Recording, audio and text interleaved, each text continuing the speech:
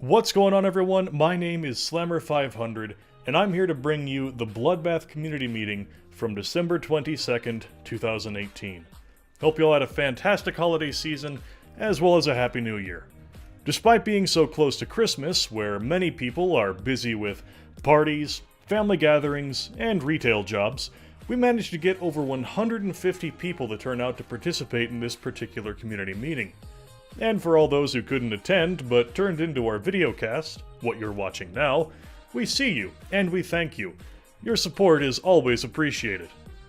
There were several important announcements tonight, but none more prominent than the Christmas fundraiser, which successfully rallied the Bloodbath community to donate over a whopping $1,000 towards important server upgrades and even a future website. This will not only improve performance in current games, but it'll also allow Bloodbath to effectively host more servers, and for more resource-demanding games, such as Arma, Postscriptum, Insurgency Sandstorm, and soon-to-be Hell Let Loose. Aside from announcements involving future plans for Red Orchestra and Rising Storm Vietnam, the next most prominent segment of the night was having over a dozen content creators attend as guest speakers, and share their progress in content creation, both in and outside of Rising Storm Vietnam. And of the content creators that moved on from the franchise and were followed up with, Bloodbath found that many had gone on to create maps and mods for other games, as well as to create games of their very own. Later in this videocast, you'll be able to see images and videos of their upcoming or recently released creations. So with that being said, if you enjoy playing on the Bloodbath servers and would like to support the ideal environment that we've tried so very hard to provide as a public service, please, donate today. Whether it be big or small, every bit goes a long way in helping to support this entirely community-run and driven effort. So once again, thank you everyone for participating, staying engaged, and being a positive part of this wonderful community. My name is Slammer500, and hopefully, I'll be seeing you soon. Have a good one, everybody.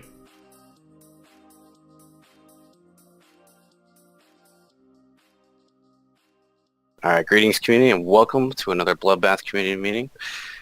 Given how close to Christmas you are in this one, I know a lot weren't able to attend, but we'll be providing a recording for you guys in the near future, provided by Zachery Moe.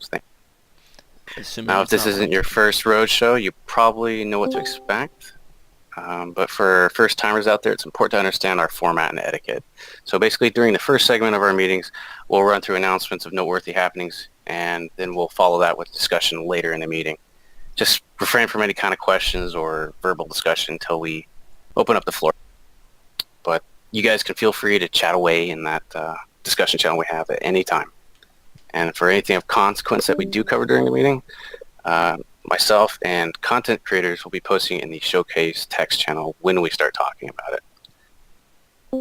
We've had large crowds in the past and managed to keep things civil and free from ear bleeds, so let's continue being respectful of speakers and do. So for those of you who can't remember, the last time we held a community meeting was way back in February, and we were mainly discussing games that we were potentially looking to expand to going into the future. And now we're finally on the precipice of a long-time plan to see that come to fruition. So those games, two have been released, and a third is soon to be on the horizon. Those games being Postscriptum, Insurgency Sandstorm, and soon to be Hell Let Loose. And we went over these games in great detail in our last meeting, so we won't repeat ourselves, but I'll post links to their websites for you guys to check out in your free time.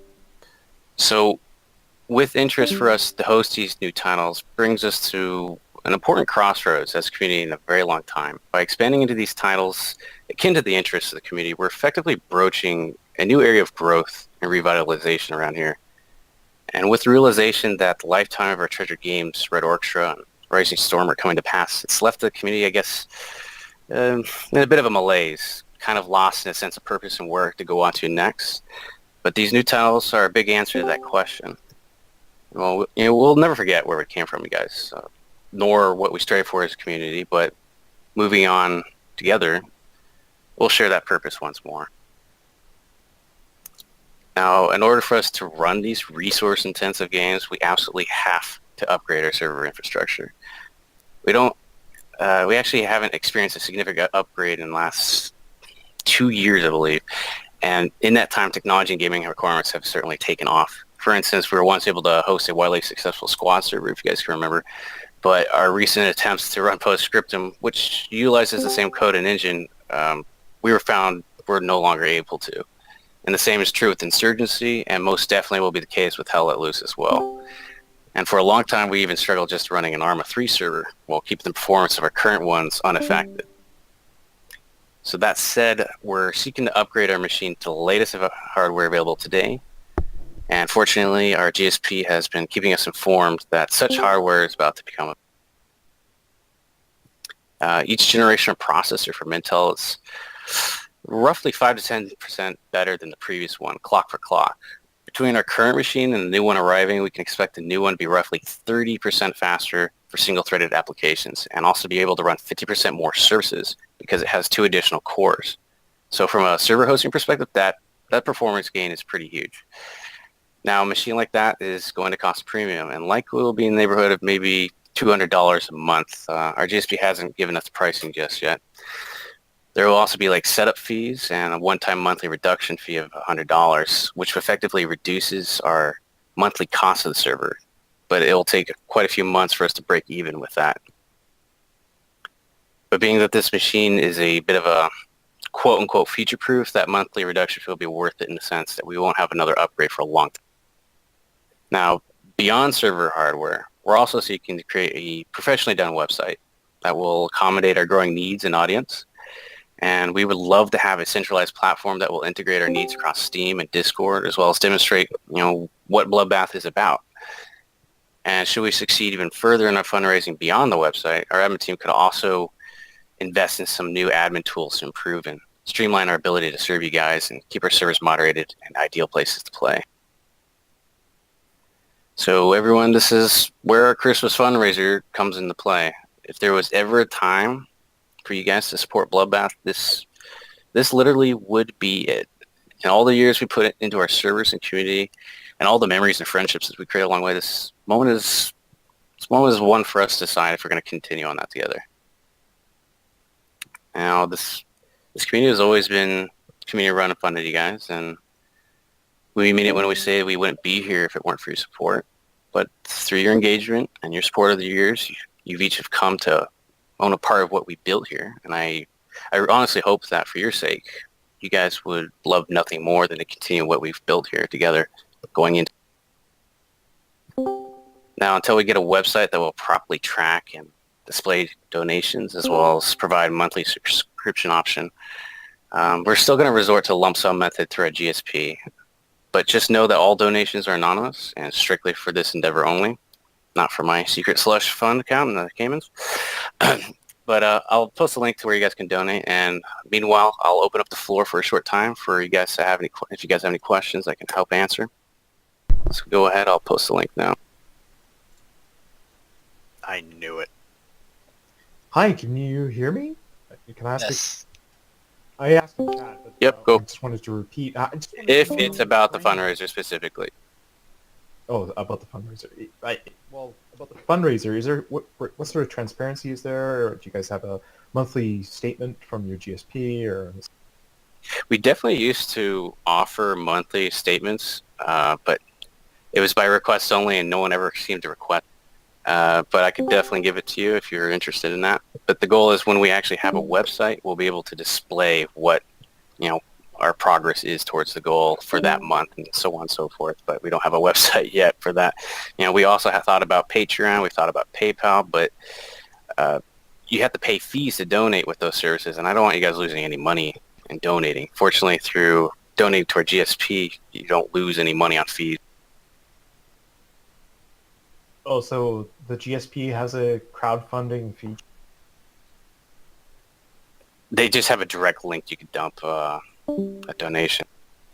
Does it show the sum, like what the current balance is? Not currently, but I will be posting. Because it would be like crazy if there was like a whole bunch of cash there, more Yeah, for a couple of years or something. I doubt that will be the case, but given our ambitious goals, it's going to cost quite a hefty sum that I'm a bit skeptical that we'll be able to reach anyway. But As far as the website, what are the plans for the website? Like, it sounds kind of like a loft. Well, one thing I definitely would like to have is some Steam integration so people could just log directly into it so they don't need to create some stupid forum account to, post anything they want to talk, and have some kind of Discord integration as well. We like to keep everyone together and centralize as much as possible rather than spread across so many different platforms. They could look at one place for their source of news or what have as well as describe what Bloodbath is about. Go ahead. Sorry. So go ahead. No, I was just asking if if the website does come up, I'm assuming that's going to replace the Steam forums and all that you use. Yeah, it's safe to say that's the case. Yeah. Anyone have any other questions? Is the website for now just a concept, or have you guys been working on it for a bit? Literally just shooting out ideas right now. We've written some down, but if you guys have any for things that you'd like to see in the website, definitely encourage it. You could jot those down in the discussion channel. We can review them later. Here, I have some insight. I'm coming from the Red Devils server, the RD. Oh, hey, Red. So Lucky Kill. And we had a website. It was spelled thirdclan.com. I don't know if you guys remember, but it had a forum. It had links to all our social media and everything. And it was basically taken over by trolls, and we just shut it down because it was not many people actually went there. Like, people would land there and then go to Discord or our TeamSpeak at the time, and it served no purpose. It was a cash cow, and we killed it, and it's gone. So that's our insight from that. And that's actually why we haven't had a website for the longest time. We wanted to be cheapskates, we didn't see a need for it because we were happier with our Discord and our Steam group, and it could go on being that way. I think to some extent, even if we have a very minimal website and not rich with any kind of features, it's worth it just for the sake of here's our business card, here's what we're up, here's who we are, kind of thing.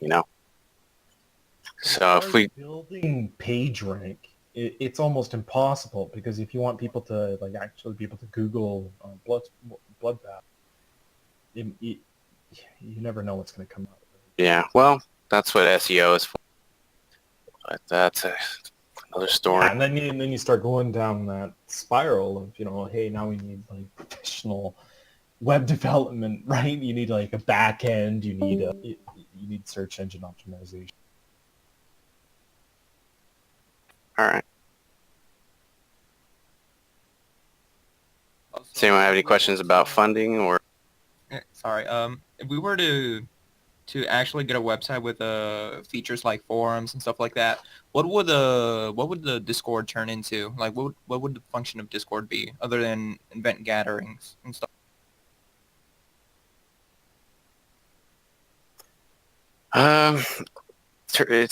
Discord's always going to be our central hub for activity. There's no doubt about that, given how constant the transmission of messages are. Whereas the forums, if we have a forums, would be more for people who want to post thought and discussion, or a discussion that requires a lot of extensive thought. Some people prefer one method over the other, but you can still expect Discord to be the primary place to go to. All right. Well, I'm going to close the floor once more, and we'll quickly run through what's happening with Red Orchestra and Rising Storm Vietnam.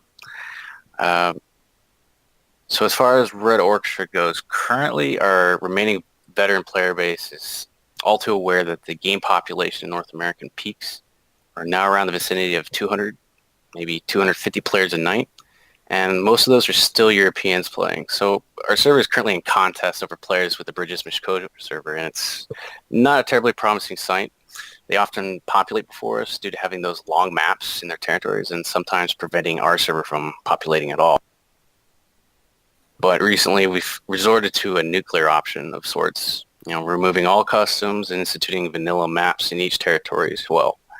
I know it's not ideal, but it's kind of the reality of the situation now. And this, in combination with the veterans we have on the server and the admins befriending new players, and we have a new event coordinator, Risky Click, that will take over posting events for that game. We're hoping we could turn the tide. But if you guys remember in the community meeting of September, like 2017, there were many of us that wanted to shut down while we still had a good note to leave off on. But I know a lot of you also wanted to continue on the fight to the bitter end. So to those of you that want Bloodbath to give its first child alive, we're going to need you now more than ever. And there aren't many days left in Red Orchestra. So this coming month should be your time to shine and helping us turn things around. A shutdown is a possibility, but not necessarily inevitability. So don't lose hope. And also keep in mind that while you may not see people playing Red Orchestra much on this Discord, there's actually a regular group of about 12 to 15 Bloodbath veterans playing nightly on a separate TeamSpeak called the Abysmal Gentlemen. And these guys work tirelessly every night to help populate the server. And we really are in a great debt of gratitude for their efforts. And I want to thank those guys. And some of them are here with us tonight. So if you want to game up with them, you can reach out to them here on this Discord. Moving on to Rising Storm Vietnam, we wanted to announce that now that the hype for campaign mode has died down and the Steam Workshop is somewhat working again, we've returned TED Offensive to running custom maps and rotation mode once more. There's still some mappers that can't update or upload their maps for some reasons because still some bugs with the Steam Workshop, but at least we have some. Also, come late January, we're going to be on the lookout for Scrim. We're going to be going against the French clan called Dream Team. This is a separate one from the one we played. I forget if it was earlier this year or last year, something like that. It'll be a 30v30 territory scrim, and we hope you guys will be eager to participate in another scenario of large-scale tactical communicative teamwork. And speaking of scrims, there's actually some noteworthy news that myself and some other fellow organizers in Europe are working on. We're in talks with Tripwire and creating a scrim league for Rising Storm Vietnam. You know, for whatever reason, the Europeans on this council invited me to represent the face of North America, but if there's anything you guys would like to see in a league or its design, you know, feel free to funnel feedback to me through me. Typically, I kind of would hold my breath when it comes to groups like this forming. You know, they don't really pan out well, or they don't ever come to fruition. But when Alan Wilson stepped into the meeting of our first get-together and to offer financial backing, you know, be it for the website, for cash and merchandise prices, the shit kind of got real. So the goal is to set up as many teams as 12 from various communities as possible from Europe and North America, and we'll be wrestling for control of Vietnam and territories. So be sure to be on the lookout for that in February and hopefully a launch date sometime in March. Also, if you haven't gotten the chance already, be sure to check out the Green Army Min mod that's been featured by Tripwire and AMG, being the recent Christmas special patch for Rising Storm. Now, Nitronic isn't here to be able to talk about it, but he tells me he's been very pleased to see the overwhelmingly positive reaction. However, if you guys want to see this content continue to be supported, you're going to need to support the custom maps for it too. You know, we currently have a server up for it called Bloodbath Green Army Men, but if it doesn't continue to populate after the event ends in January 7th, I believe, we won't be able to keep a dedicated server for it running. And if people continue to play it, you know, it's also likely that content creators will choose to make maps for it too. Now, it's also possible Green Army Man will see content updates in the future, but Electronic isn't quite able to disclose what or when as of this moment. Next up, Game Overhaul Mutator is getting a big update in its third patch called 3 Beasts Update. Now, Sergeant Joe, being a Mikeless pleb, won't be able to speak about it, but he can text and post images about it in the Showcase channel, which you can go ahead and do now, Joe. And I guess I'll read off some things he happens to type, but do try to focus your attention on that channel. On another note, I know that Joe is also working on another mod for Rising Storm, and it was originally started in a Red Orchestra, I believe, called Tavisota, if I'm pronouncing that right. It's otherwise known as the Winter War, and he's looking to reincarnate that for Rising Storm as well. You know, we may not have been able to experience the Red Orchestra for it, but we can now have a chance to experience something from the era with his new mod. Granted that Joe will be able to complete it. One of his goals for it would be to supplement the base game with classic content from R2 and RS1, as well as a brand new content. If some people remember, Bloodbath was gracious enough to host it in the past few times, and now it's coming back with a huge update featuring 3 new factions from an entirely new nation. So thank you, Joe. Also, being that we're a community we fervently support custom content as creators. I felt this would also be a great opportunity to showcase what some of our other content creators in the community have been up to with their work. And while some of it relates to Rising Storm Vietnam, we have some creators that are actually working on projects outside the game that we've been following up with us. We'll start off with the creators from Rising Storm Vietnam and work our way up to those projects later. We'll start with nymets. He's a longtime mapper for Orchestra, Here's the West, Rising Storm Vietnam, and as recently as the Christmas map, you guys may have known, in the Green Army Men. And he's hard at work on a new map called Michelin. And here to show us and tell us a little about this one, it's all yours, Mets. Hey, thank you. Glad to be here. Real quick, I won't take up too much time.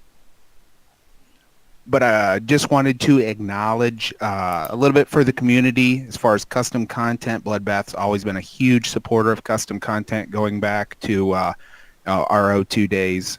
Big reason Heroes of the West went as far as it did was because of all the early support from Bloodbath community. And we really appreciate that. All community modders, mappers really appreciate that kind of support.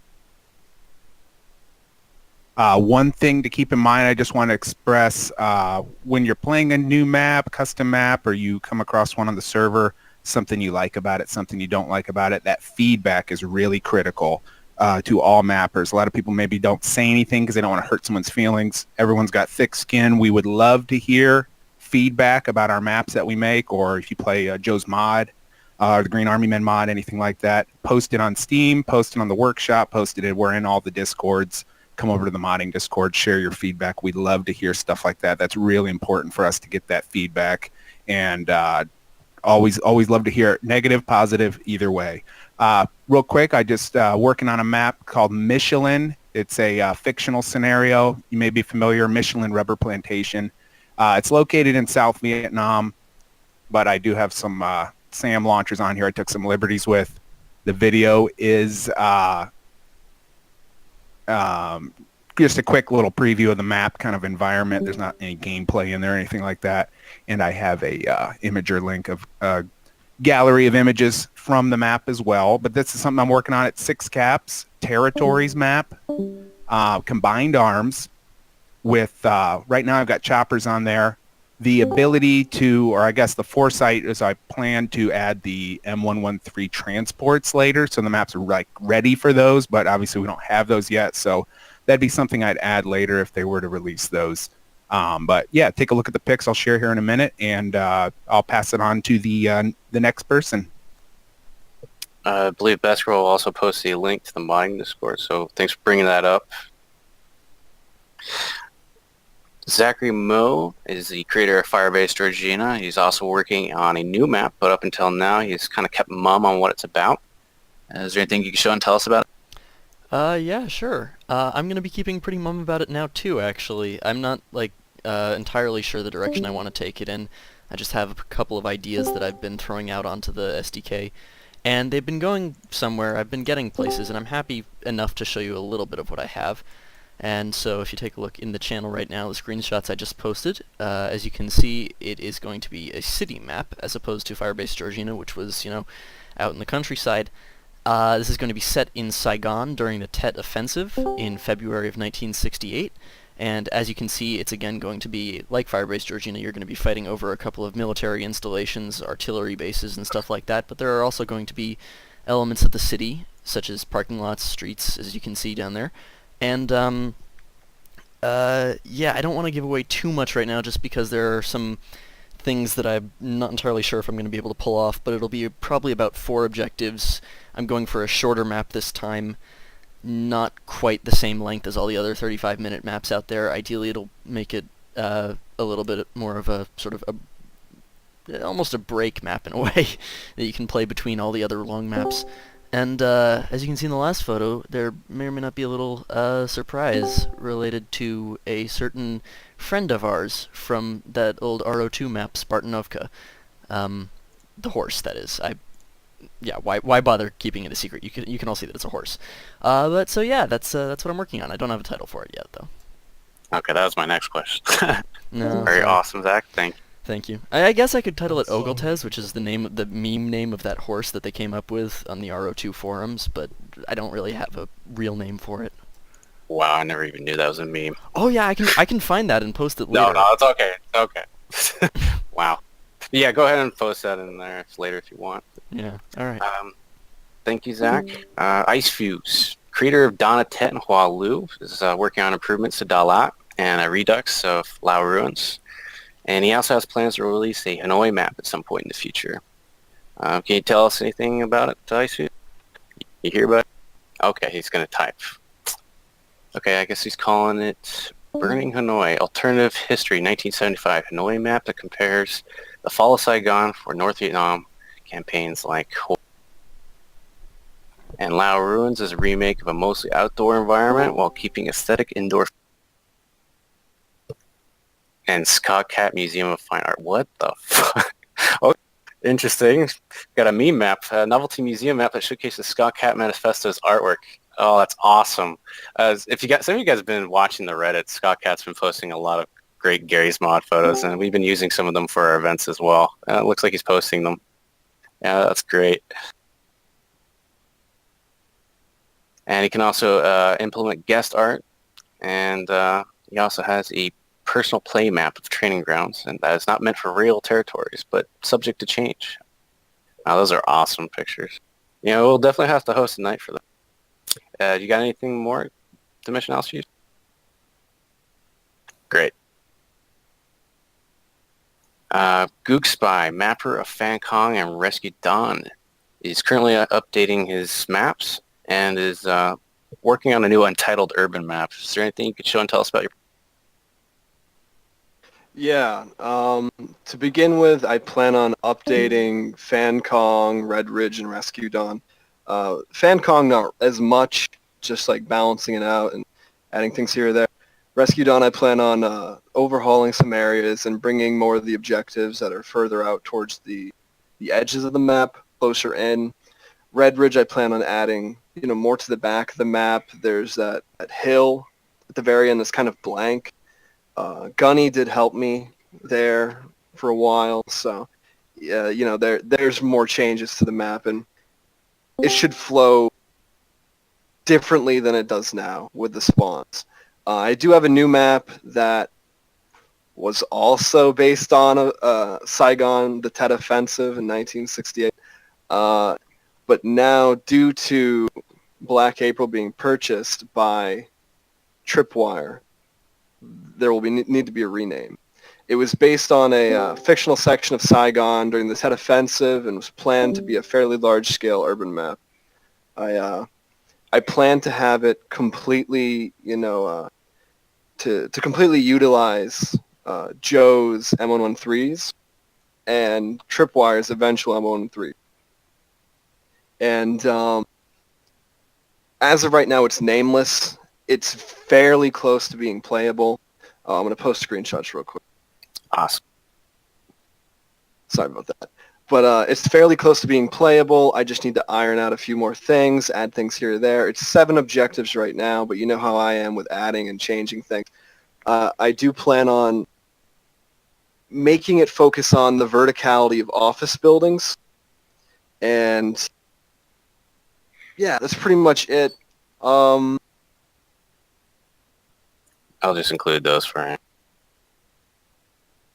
But yeah, if anyone has any suggestions for a name, that'd be appreciated. The problem that map makers do have to come to is Vietnamese names people don't seem to be able to remember, or they can't really hold on to the Vietnamese names of maps fairly well. So it's just difficult naming maps sometimes. But that's about it. Awesome. Thank you, Goop. Oakts, the maker of Ninfu and Border Watch, has recently released a new map called Star Napalm, and he's also here now. It's all yours, Oakts. Yeah, hi, can you hear me? Loud and clear. Yeah, Napalm Star out now. Been working on this one for a while, off and on since like April, I'd say. Pretty big map, 7 objectives. Oh yeah, I should post stuff. Yeah, posting stuff. People like to look at stuff. Yeah, there's the Steam workshop link. Let's see. I have copies of your images if you want me to post those for you. Oh yeah, go ahead. Yeah, it should be pretty straightforward, I think. Pretty easy to learn, I think. It'll be all right. Yeah. That's all I got. All right, no worries. Looks beautiful.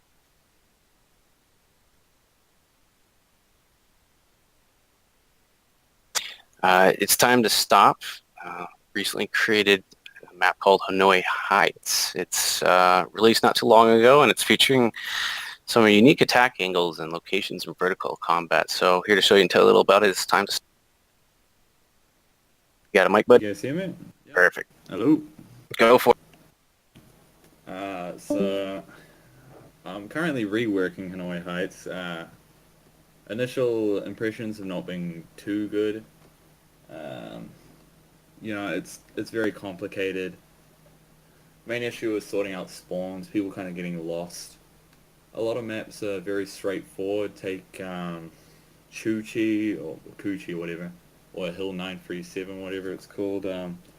Fairly straightforward. You just push forward up the hill, whatever. It's a bit different with this one. I'll post some screenshots. Yeah, I posted your preview for video as well, but go ahead and post your photo.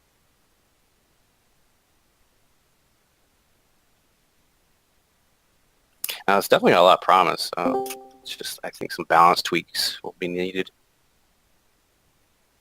We played it at our last Bloody Sunday, guys, by the way, so we could try it again.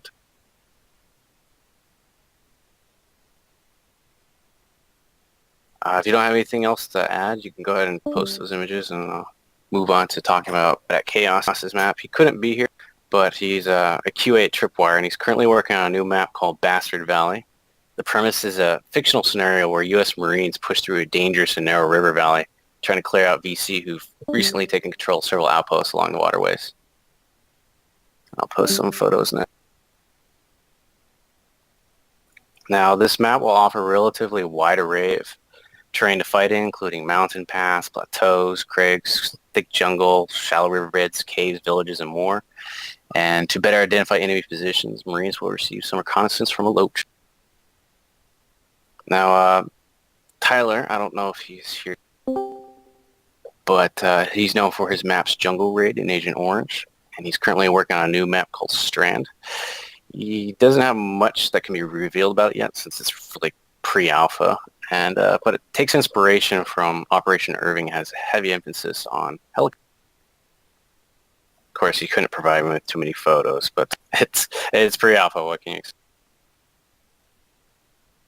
UncleFester, he's the mapper of Dead and Buried and Nine Dragons. He says he's currently on hiatus from making maps until Tripwire and AMD fixes the ongoing problems with the SDK. But if you have anything to mention about what's going on with that, Fester, the floor is all yours. I don't know. Is he even here? Posted in Showcase. Okay. Perfect. So that's his official statement, and it's a problem going on with other content creators with the Discord or the uploading. My maps, Dead and Buried and Night Dragons, are on hold until further notice due to a change in the upload tools. It requires new Steam Workshop items to be published, and the remaining files to avoid potential file mismatch error. Renaming, yes. So he's not going to be willing to do this, but if Tripwire ever fixes it, he will upload and update his maps. So Now we're going to move on to some content creators that have moved beyond the franchise, but we followed up with them, we kept in touch, and they've made some interesting stuff. So Tisa, the map maker of Black April, he's not doing anything for Vietnam anymore, but he's hard at work on a Killing Floor 2 map called Asylum. Now this map is based on H.P. Lovecraft's stories, mostly being the Call of Cthulhu. And I'll be posting images on his behalf in the channel now.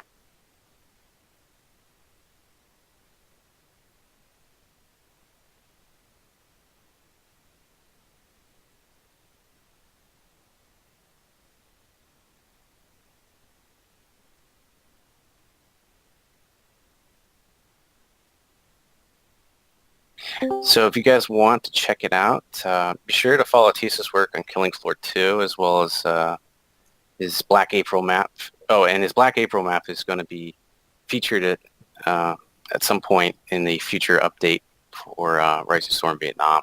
Apparently, Tripwire and AMG purchased it from him, and we'll be able to enjoy that content.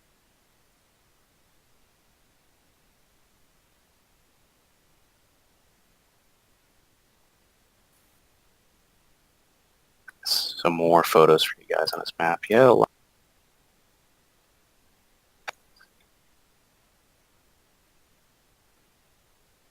And I'll also post the premise, but I won't read it because it's a bit... If there's one thing he's good at, it's detail. Yeah, he's quite good at it. It's a very pretty map.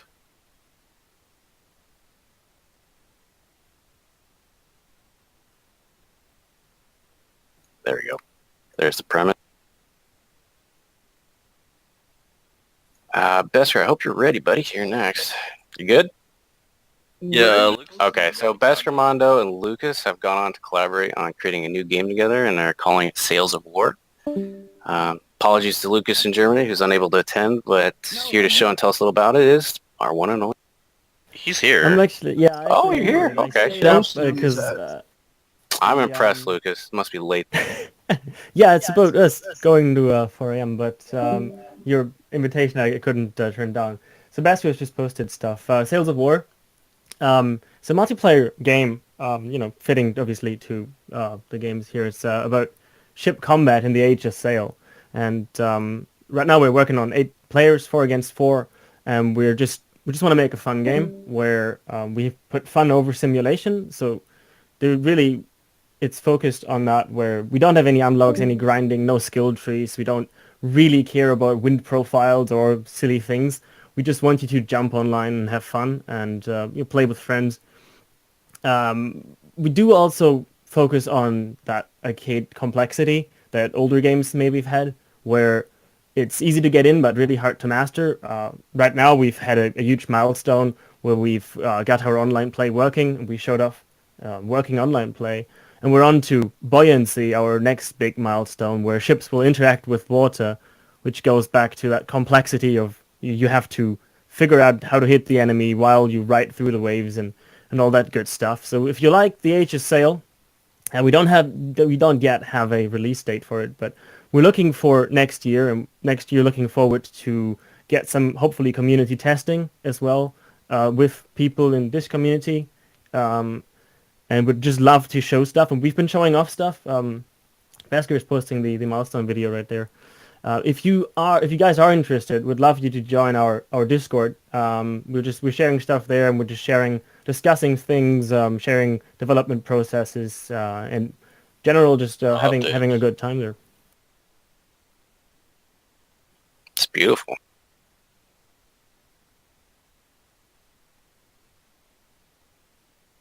Is there anything else you like there? Just feel free to join the Discord. Yeah, they posted the Discord link, guys. Be sure to follow them. Is the 4v4 individual ships, or is it multi? They're individual ships. Each player has their own ship. There's Gotcha. 4 classes: a sloop, a cutter, frigate, and a ship of the line.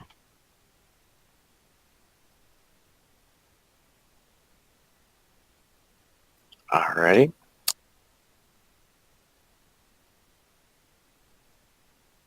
Looks great.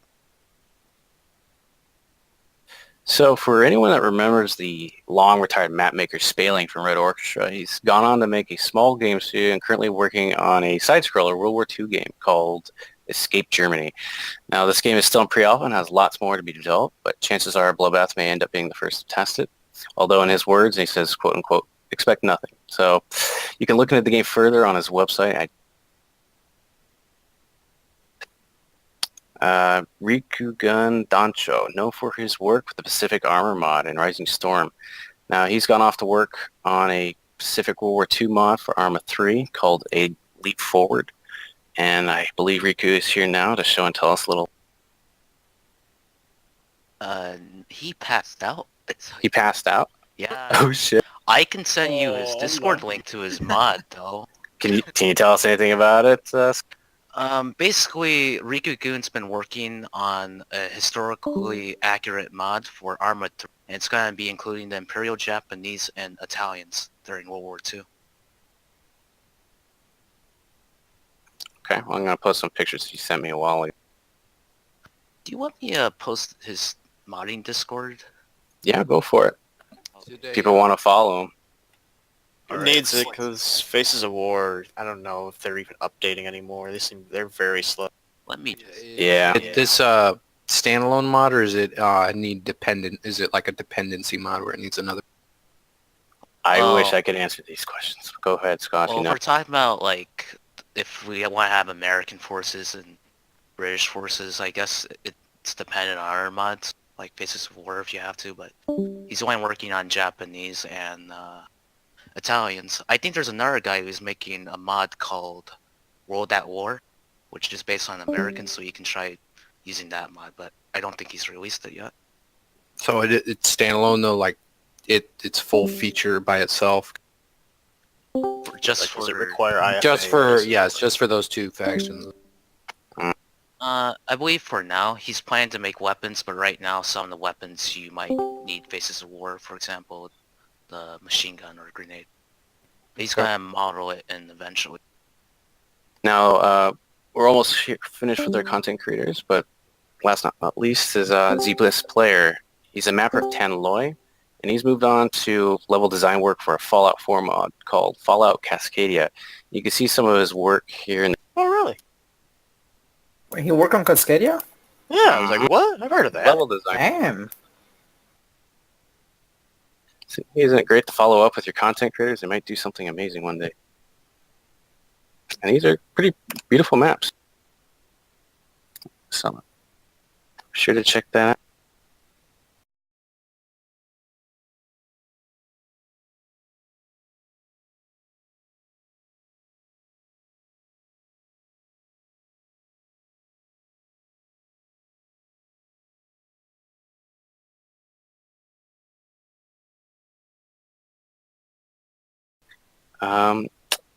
Next, Commander Shepard. He's known for his work on Heroes of the West mod.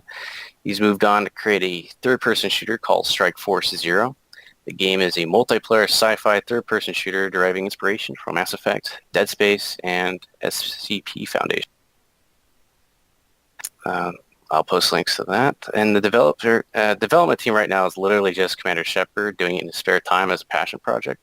All the code is written from scratch, and placeholder art from the marketplace. There's a long way left for him to go, and the meat of the game still needs to be built on. But he also plans to create maps for Insurgency Sandstorm at some point.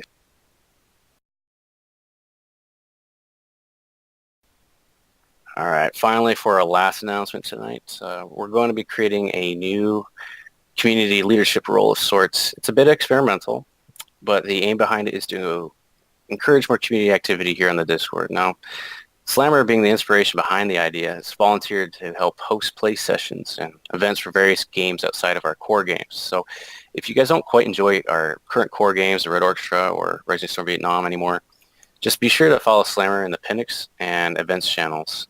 And I'd also encourage you guys to befriend him so you can contribute ideas towards future events and games that you guys would like to see, and also stay up to date on our weekly event night called Community Game Night, hosted every Friday at 8 p.m.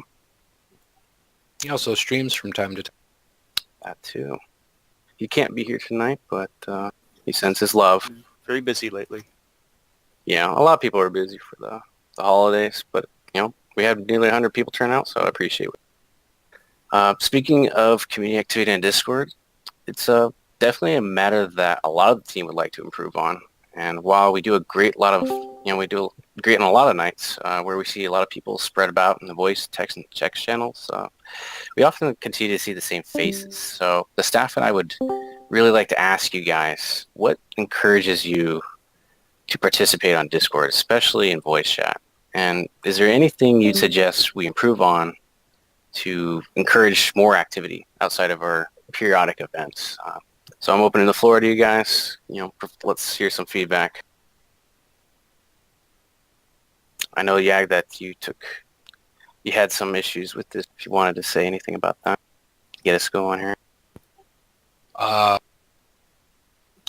just wanted to, like, I don't know, just, is it because people just don't know what people are playing? Because I think a lot of times what happens is people come in, it's like, oh, what games are you guys playing? It's like, you guys play this or that? It's like, yeah, we play that all the time, actually. Like, people don't actually know how many, like, this community might primarily be RO2, RS2, etc., right? But we have a lot of people in this community, and even people who show up regularly on voice chat right now, day to day, like, play a lot of different games.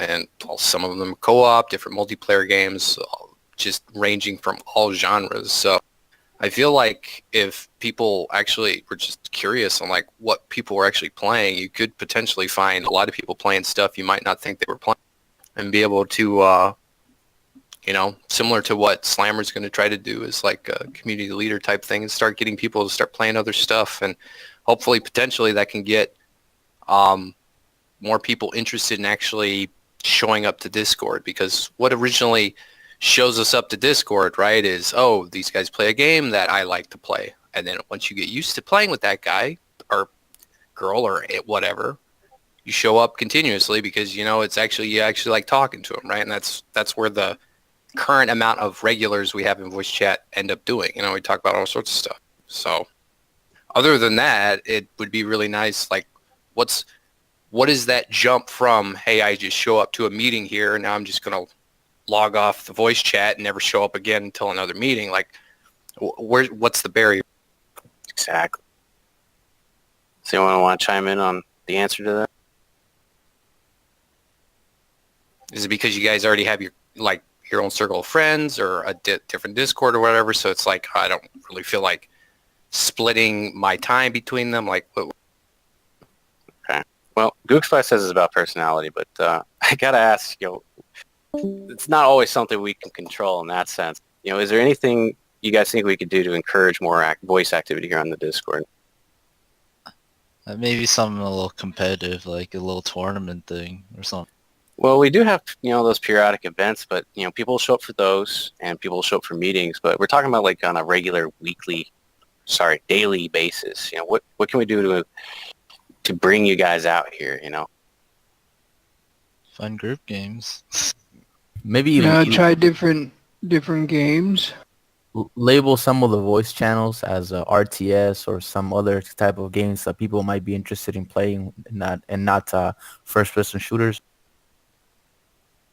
Well, we did have a lot of separate channels once upon a time, and you know, they would often just sit empty because not everyone's playing those games at that moment. So we kind of went to the generic community games list. You know, we see that used fairly often, but we could stand to see some more.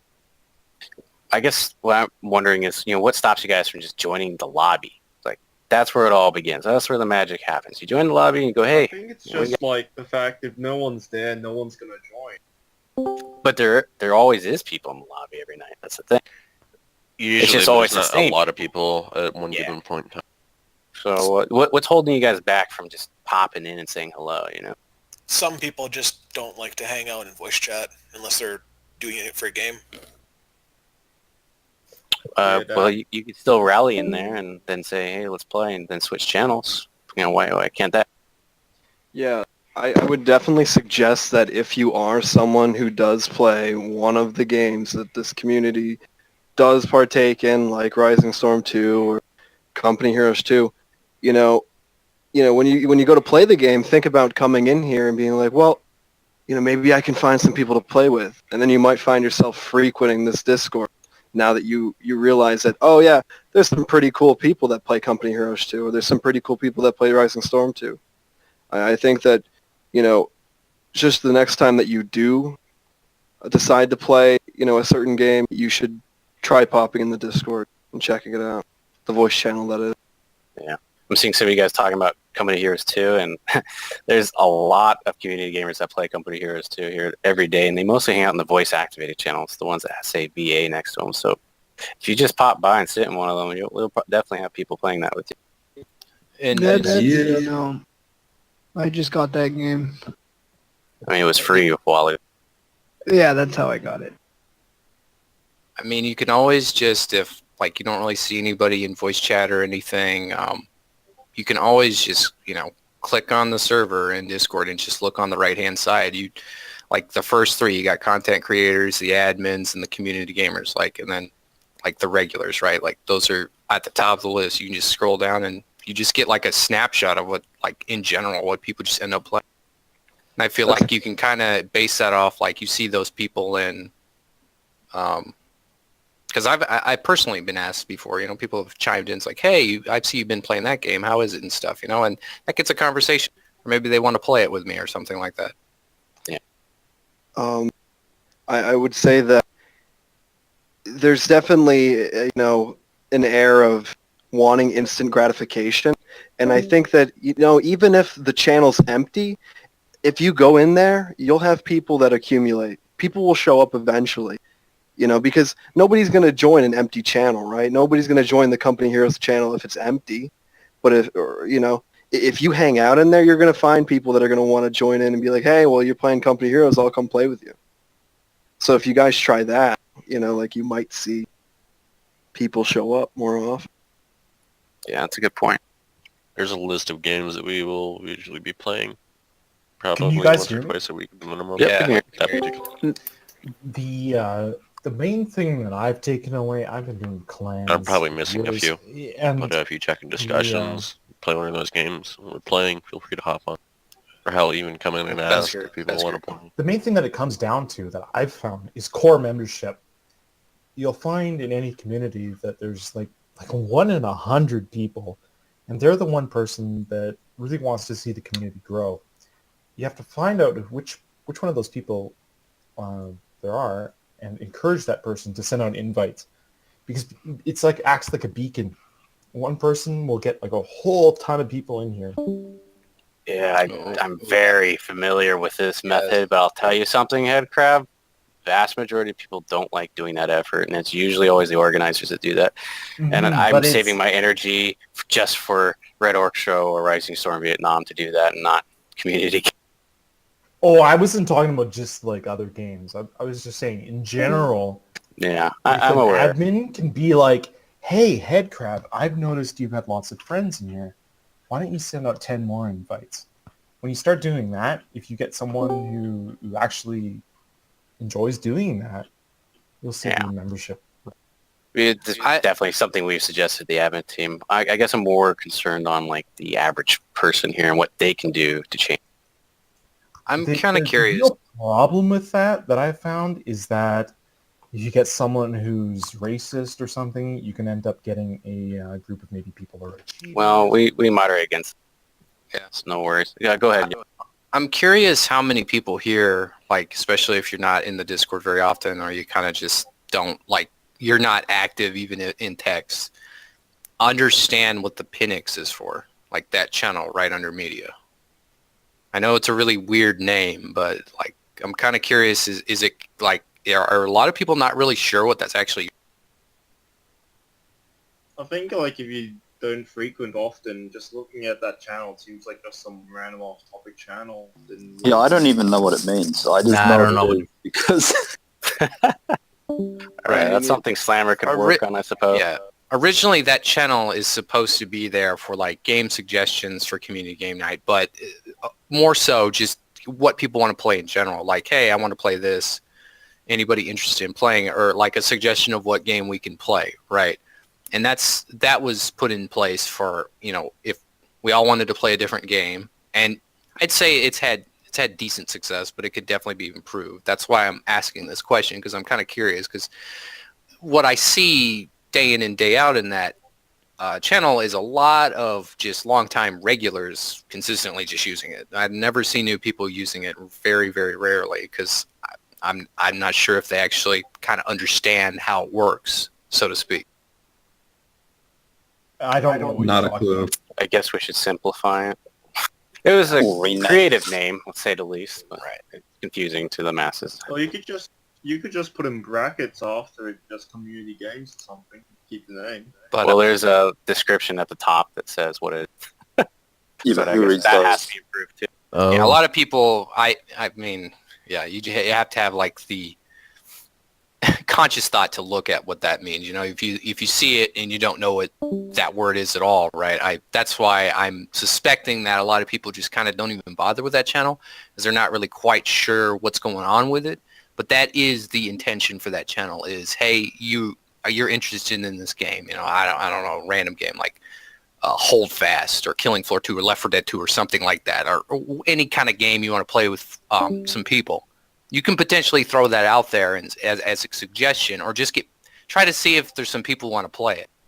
Yeah, like that's what the intention of that channel's for. And this goes back to, you know, people like finding people to play games with and befriending them on this server, and then having just ultimately that will transform into just having more regulars in the voice chat. You know, just as a bigger community. Yeah. Well, we're gonna have to wrap up on this little segment since we're almost out of time. But if you guys have any kind of suggestions for, you know, what you think we can improve here in terms of that community activity, be sure to let Slammer know, or any kind of team leader, being myself, Yag, Oracle, or Stug. I was going to talk about the other potential focused games, but we're kind of running out of time on that. But I will make a mention that we had looked at another game called Traction Wars, which has now been renamed and downscaled to more of a game akin to Days of War, or Day of Infamy, something like that. Some small scale squad shooter. So it's not quite as large scale as it was originally planned to be, but that is another game we have focused on. And if you guys have any other suggestions for, you know, games we could focus on, you know, feel free to share that in the discussion channel. We will review those at a later time. But just before we wrap up here, I'm just going to open the floor to any kind of question you guys have about anything related to Bloodbath, anything that we just discussed tonight, be it the fundraiser or the content creator stuff or anything. So go ahead, guys. I would like to ask about the Red Orchestra 2. Can we remove apartments? Apartments, I looked at the statistics. I mentioned earlier before the meeting started that I was with the Red Devils clan, our competition on RO2, and we had a statistic on apartments that it was an 87% win rate, something like this, for attackers. So it's a really imbalanced map, and I think we should remove it for something else. Yeah, we're well aware of that years ago, but you know, There is a beggars new can't be version of choosers at this apartments point. that is balanced and better. Oh yeah, Divided released something. Because people just choose it because it's a quick win when there's better maps. You know, it's but you know, people love it because they know it's a quick win. I mean, People don't vote for maps and campaign because they like them. They vote for which one they think they can win. Yeah, Bridges is more balanced actually. It's like a 40% win, 45% win rate on it. Yeah. Well, apartments breaks when you mod it. I tried adding like a mini tank for defenders, and it just crashes every time I load it outside the SDK. You added a tank. Oh, like if you edit anything. No, if you edit vanilla match, you have to do it in a slightly different way. Because it uses sub-levels, and if you don't know how to use sub-levels, you're going to break it. What do you mean by that? You have to have all your sub-levels connected. Let's not get too far off in the weeds. Yeah, sorry, my bad. If we are going to remove apartments, it would probably be better to replace it with the modded version device. Because then people still have apartments, but it's more balanced. Well, unfortunately, we can't host custom content anymore except on Saturday for our Red Orchestra server because the player population is so low. It is only 40 megabytes rather than like yeah. something. So it is a Where's smaller the download. population going? Like they're leaving the game. It's it's the end of its lifetime. It's kind of natural. Old game. I'm getting back into it because I Well, just that's got too a bad. 144 hertz. I'm playing at 144 hertz now, and it's awesome. Yeah. It runs. Well, we were discussing it earlier in the meeting that the reason why we can't do this and that anymore with Red Orchestra, it's just ending near the end of its lifetime. I actually have I still believe that RO2 is alive. I mean, people like. I mean, it's not dead, but I wouldn't call it alive. Yeah, I wouldn't call it alive. Slowly It's dying. barely holding on, and it's mostly because we come bridges. They have which full go. servers right now. Like I noticed that the European servers are full. You've got Yeah, European servers will always be full. The European so, whole like, clan no, that's it's stayed. definitely not dead. So you're saying like the American scene is dying? Yes. North America has, even in RS2, I would say North America has a lower population than the European counterparts. And RS2 is obviously not Europe. Yeah, that It's is like odd, that across 'cause- all games, I've noticed. I don't think so. I think that the big problem with RO2 and RS2 is the racism, the alt-right memes. Okay, well, I don't... Well, let's not get off too far in the weeds. Well, come on, we've all played RO2. Yeah, I think most of them don't serious, care. That's the thing. We know how that's not Okay, really it's the like- big reason. 5% or 1% of players. That's Yeah. not 99% of. Mhm, but it only takes one person to tank us. Well, that's why we have moderators, admins. Yeah. That's good. I mean, I banned dozens of people when I played for Devils. Dozens. Like, wow. Hey, the Knicks, I can't post anything on it. Yeah, it's read only. They're all disabled right now. Yeah, they've been disabled. Oh, okay, as of right now, okay. Just Well, during the meeting. I am actually curious, because after you posted Tisa's content for Killing Floor 2, it actually made me think, after we get the server upgrade, it's a bit possible that we can throw up like smaller servers, like Killing Floor 2, for instance, only 6-man server, right, for the standard size, like temporary servers for like community game night and stuff, like that we can host ourselves, and then just kind of pop up and take down at will kind of thing. Yeah, we've done that for Arma 3, guys. So if you guys, there are other games that we can host a server for. We could easily pop one up. And as one of the people who was playing on the Arrow server when it was up, that is one of those. It will sometimes have some issues when you're trying to play it, but if we do get a permanent Arma server, that would be. I think it might actually make it more popular with the people here, but with the pop-up server upgrade we have, should be less of an issue when we actually bring it back up. Yeah, but like as it stands, when it's like the pop-up server and the thing's only going to count for a short while, it's kind of fun just to mess around for it, like one day event with Zeus and then go down from there. It's quite possible that we could leave it up even with our server upgrade, because we'll be able to run it more smoothly. And it actually brings in people into this Discord when you guys play that Armor.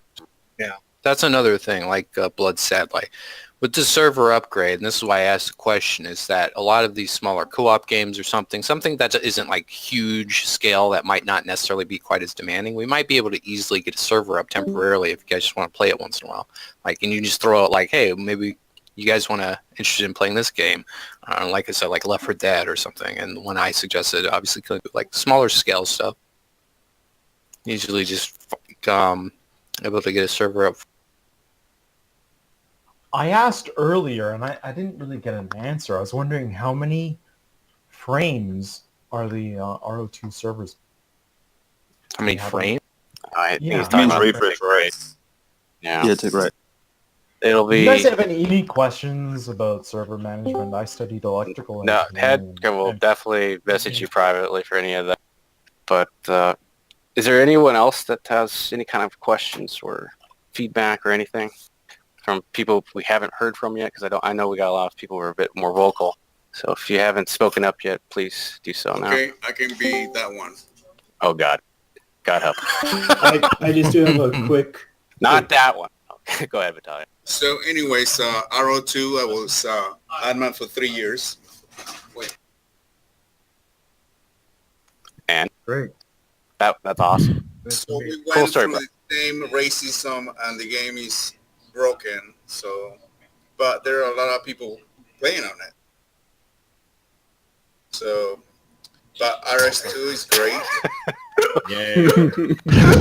Where would we be without you, Vitalia? Thank you. Anyone else have anything? That's never going to end. I got that a question. racism. It's whatever. Jungler. Hold on. Let's go Jungler first. Yeah, Bloodbath will have their own server with the GOM. Oh, yeah. Yeah, we had a server for GOM before, and it's quite possible that could happen, or we could host it on our TED Offensive Rotation server to help promote rotation a little more. So we're definitely going to host it when that 3Bs update comes out. That's why we announced it too. Okay, thanks.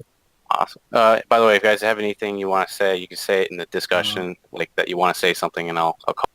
But is there anyone else we haven't heard from? I got a question. I'll put it in text.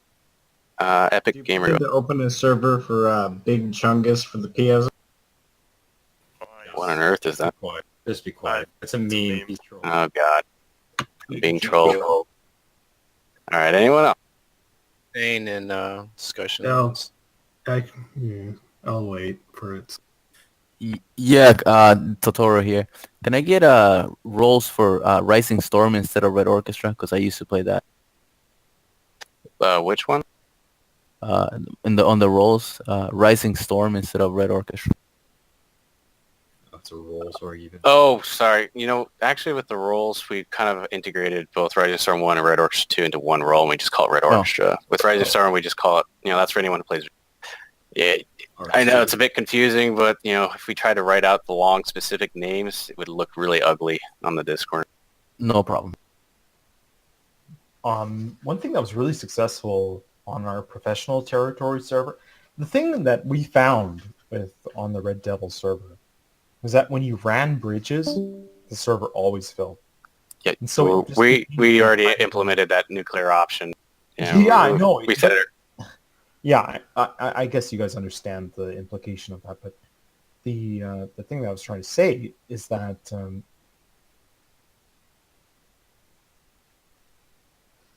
when you have these kind of data-driven decisions, the server actually gets affected.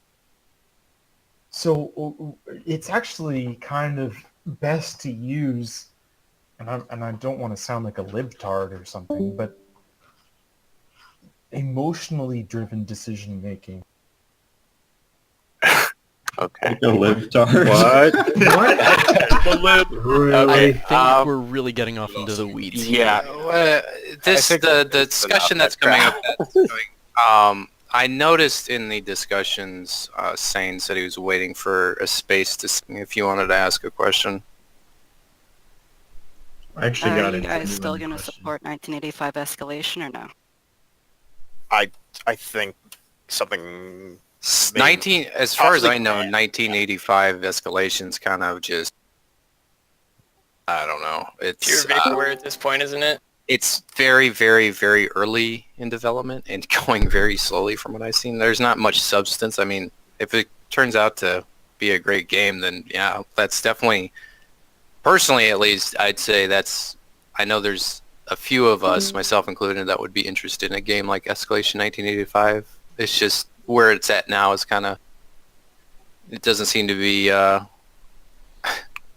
won't materialize for quite some time. Yeah, last I heard they're already testing an alpha. I don't know if Anthony, you could say anything about it or not, but you can. I can, yeah. Okay, go for it. Yeah, it's we are doing alpha testing right now, and have patrons and select few people testing right now. So it's progressing. So yeah, nice. Hoping for expanded testing coming up very soon. That's where we are. How would you summarize it in maybe a sentence or two? What is escalation? Like, imagine a Steam store page description. Yeah, so you would say that it's it's the mechanics of Red Orchestra combined with the scale of armor. Awesome. I hope it's good. Wait, so you guys are actually planning on just what are your guys' plantation servers in general? You're gonna keep the TED offensive one up despite it's kind of limited? Yeah, we'll keep it up and we'll keep it seated. Just I think some people are going to be going on Christmas break here, so you can expect the service to take a bit of a dip until New Year's. But after that, right back to business as I usual. really can't Well, you stand get also people that have free time for once. Yeah. Yay. That too. Crazy. Can't wait. All right. Going a little over our time here, so I'd like to conclude this winter meeting adjourned. But if anyone wishes to remain or discuss more, you are welcome to stay. Thank you everyone for coming out to participate. It's deeply, deeply appreciated. And don't forget to donate. The link's located at the bottom of the welcome channel up in our Discord. I'll post it again in this channel. And until next time, guys, cheers.